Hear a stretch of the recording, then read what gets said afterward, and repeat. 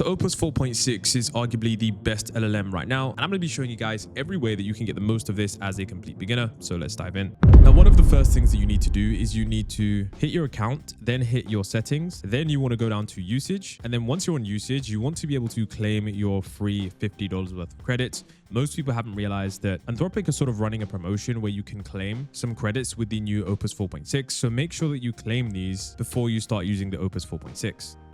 Another thing is that Opus 4.6 as well, there is of course two versions. You've got Opus 4.6 standard and Opus 4.6 extended thinking. Of course, if you're a beginner using extended thinking, it's basically the method where the AI is going to take extra time to plan, reason, and double check the work before giving you an answer. As a beginner, you should not use extended thinking to do everyday tasks because it is just more expensive in terms of token usage, for simple facts, creative brainstorming. For everyday usage, just use Haiku 4.5, but Opus 4.6 extended thinking, that is for where you have complex coding, multi-step planning, math and science, and you've got high stakes with accuracy.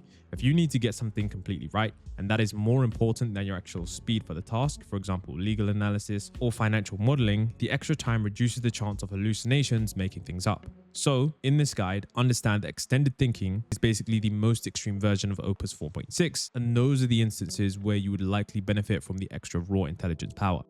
Now, I've done some research and I have found that Claude Opus 4.6 actually takes the #1 spot on the EQ bench. And this is a significant milestone because it means we understand now what kind of things we should use for Claude Opus 4.6. And the EQ bench essentially means, and it measures the active emotional intelligence. It forces the AI into challenging multi-turn role plays like involving a heated relationship conflict or mediating workplace dilemma. And this scores on empathy. Does it genuinely understand how someone is feeling? Social dexterity, psychological insight. Does it understand and recognize the underlying reasons behind a character's behavior? Now, you have to understand that when you're using Opus 4.6, this metric is super useful for beginners because you might think that emotional intelligence is just therapy for AI bots, but this actually means that certain everyday tasks are going to be much more effective. Before we dive into coding, because it does make the coding a lot better, one area that it's going to perform really well at is, of course, advanced creative writing. Standard AI often feels cheesy or robotic when writing stories, but with a high EQ bench, this enables Opus 4.6 to write characters with realistic, complex emotions rather than one-dimensional stereotypes. In addition, for those of you who want to use this in your day-to-day work life, this can be extraordinarily useful for professional communication. High EQ makes the AI a better collaborator in your career. So, for example, use Opus 4.6 standard if you want to draft an email. If you need to send a particularly difficult email, like a delicate resignation or a firm rejection, a high EQ model is much better at hitting the right tone. Firm but respectful so you don't burn bridges. And of course, you can describe a real-world problem that you may have to the AI, and it can help you see the other person's perspective, helping you prepare for a tough conversation. And considering that Opus 4.6 is now #1 in this category, if you do have any difficult, and I mean extraordinarily difficult, social interactions at work or in your career, this is probably going to be the model that you do want to use. So for beginners, Opus 4.6, for professional communication, for conflict resolution, for nuance and advanced creative writing, this is going to be the #1 creative model. Now, if you're a beginner and you do want to code, such as vibe coding, I would suggest that you do use Lovable. And the reason that I would suggest that with Opus 4.6 is because Lovable have added Opus 4.6 to their platform. And if you don't know what that platform is, it's basically a complete factory that turns your ideas into live products. When you code directly, even with AI help, you have to manage a development environment. And this involves installing a code editor, setting up a terminal, and managing files. You have to learn how to use Git, but because, of course, you might be a beginner or someone who's completely non-technical, Lovable allows you to have a completely hosted platform where you type in a prompt and you instantly build live URLs for your app. It manages completely everything, backend, database, and hosting automatically behind the scenes. And so whilst yes, you can actually do this in the standard chat window, it just simply isn't as flexible as Lovable. So I'm going to show you guys with Opus 4.6 how I can quickly vibe code something. You can see here, I've said, build me a landing page that is for my brand called the AI Grid. It's for an email list that delivers AI news without the fluff, black background, grid background, purple theme, tech, but minimalistic. And now Opus 4.6 is already built in, so it's going to code you up something within around 1 to 2 minutes. So you can see it vibe coded this simple landing page. And I know that this isn't the most complex thing and I know that these And I know that this isn't the most complex thing. I could have done a lot more to make this a lot more complex, but I just wanted to show you guys that as a beginner, you can of course do this in the simple chat window, but using something like Lovable is just going to get you a step further. And if you're a complete beginner who's non-technical, this is going to be something that is just super useful to you.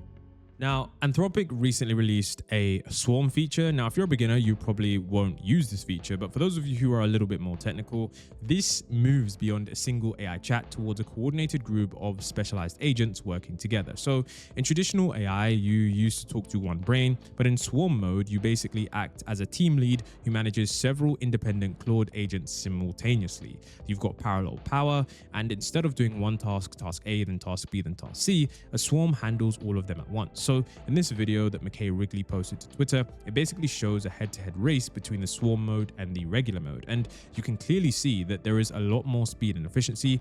Agent Swarms completed the project in 7 minutes, while the regular version took 18 minutes. And so for complex projects in Claude Code, if you're wondering about the Opus 4.5 capabilities, of course, the agent mode where you have swarms, this is going to be probably a little bit more effective. And the video also mentions Tmux, which is a tool used in terminal windows to split your screen into multiple panels. And in swarm mode, each agent gets its own panel, and it allows you to watch every single teammate work in real time. And of course, you can step in if an individual agent gets stuck. Now, this example was a single note page taking app, just to show that even simple tasks benefit from this architecture. So for a beginner, the message here is that don't let AI do everything in one long thread. If you're using Claude Code, breaking it up into a team prevents the mediocre performance seen in the regular mode. Now, another thing that most people don't realize is that Claude Opus 4.6 is absolutely incredible at Excel. In a moment, I'll show you how to get started, but you have to understand what this is able to do. Now, this is released to all Pro, Max, Team, and Enterprise plan subscribers in late January 2026. Now, this is designed to help you analyze, build, and debug complex spreadsheets without leaving the app. So it has a few core capabilities. Unlike a standard chatbot, it can read multiple tabs, follow complex formula chains across sheets, and recognize the relationships between data sets. Now, you can ask Claude to automate or update your assumptions, change inputs, and it will modify the relevant cells while automatically preserving all your existing formula dependencies. It can also do error debugging, so Claude identifies common Excel errors such as ref and value, and it can explain exactly where the logic breaks and suggesting precise fixes. It can apply professional styling such as blue for inputs and black for formulas, and create Excel native objects like pivot tables and charts. Now, for those of you who might not be Excel wizards, this integration is going to lower the barrier to high-level data work. Let me show you guys how you can actually get started with this. So you want to come to this link. I will leave a link in the description, but if you scroll all the way down, you can see Claude Excel listing on the Microsoft Marketplace. Now, this is just for Microsoft. You can see right here, you can click Get It Now. Once you click Get It Now, you're going to then basically install it. And then once it's installed, it will bring you over to Excel. Then essentially, once it's all installed, you'll be able to see it on the right-hand side. You'll also see this button right here where you can open Claude on the right-hand side. Now, another thing as well is that you can, of course, like I said before, click Opus 4.6. So from the drop-down menu, you do have Opus 4.5, Opus 4. Sonnet 4.5, and of course Opus 4.6. So here you can actually have the model do a lot for you. Remember guys, even if you aren't an Excel wizard, this integration just lowers the barrier to high-level data work. So you don't need to, know the entire complex syntax. You can simply say, create a 12-month budget for a coffee shop with adjustable rent and labor costs. And so once you put this in, Claude is then going to start getting to work. And so here's where we start to get into the details. Of course, you can just understand the specifics of what you're trying to build. So we can say, I'm just going to build this simple. And then after a few minutes, Claude will essentially build you something in Excel. So here you can see it literally made all of this within just around 2 to 3 minutes. And of course, if you're a beginner, you can simply ask questions about this. You can understand what this is for. I mean, this is super, super useful for business owners. So like I said, Opus 4.6, this is really advanced and it really does excel at these kind of tasks. So understand that this is, of course, a tool that is super useful that no other AI does.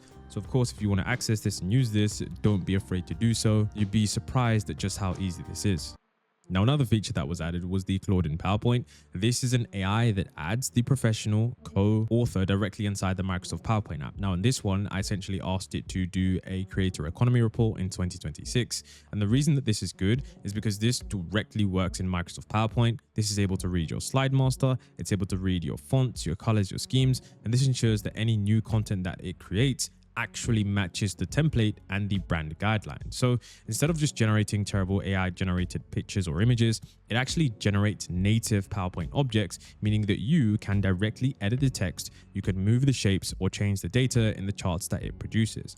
You can select a specific side element, you can then give it specific instructions, and it can turn bullet points into professional flow diagrams, bar charts, or native PowerPoint diagrams. Now, it's really cool because this is something, like I said before, it's quite like Copilot in the sense that it's able to be there natively in the app and it's able to do stuff for you. And for me, this is a tool that I found remarkably useful. The PowerPoint that it did create was, of course, based on the information that is searched from the internet. So it was actually able to pull that information from the internet and actually put that into the PowerPoint presentation. I'm going to show you guys once again how you can actually use this. If we actually go over to PowerPoint, you can see here, this is exactly the PowerPoint I just created. You can see that I'm actually able to edit all of these values. So even if something is wrong or hallucinated, you're able to immediately change that. This is something that is super useful. Like I said before, it's not like other PowerPoints that are super janky. And as always, make sure that you've got the drop-down menu selected to Opus 4.6, because this is the model that was specifically designed for these tasks. So even as a beginner, if you're not that great in PowerPoint or presentation, you literally now have a Copilot that's going to be helping you with everything.